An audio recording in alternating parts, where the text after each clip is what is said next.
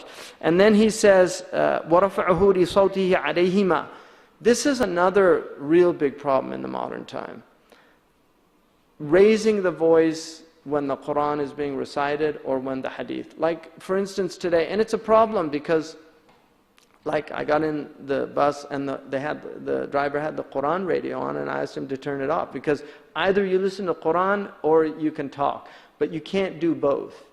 If the Quran is playing, and now they put it in restaurants, you know, you go to these, the religious owners of the restaurants, and so they put Quran while people are eating and having conversations.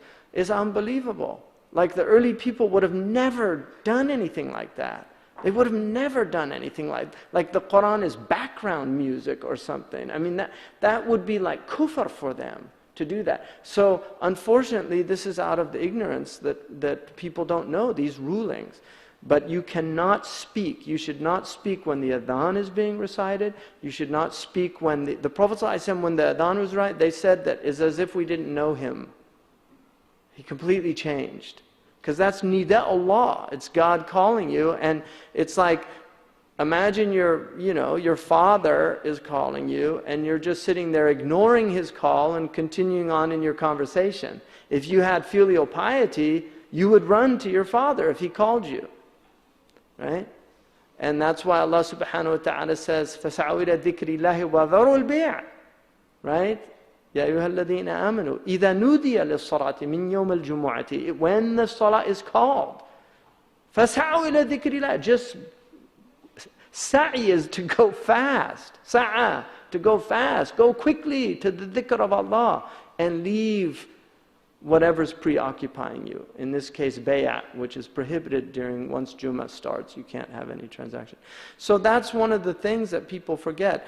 Imam Malik radiallahu anhu said that his hurma sallallahu alayhi wa sallam during his lifetime is the same as it is after he leaves this realm that we're in now.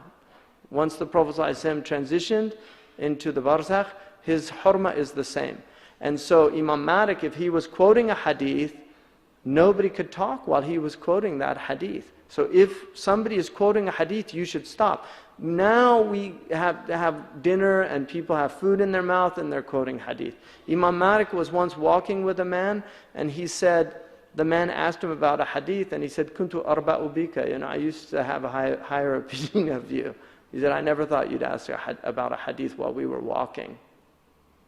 I mean, this was the level that these people were at. And, you know, this is our time. Allah put us in this time. But we should do our best, you know, really. Because this is why they were so elevated.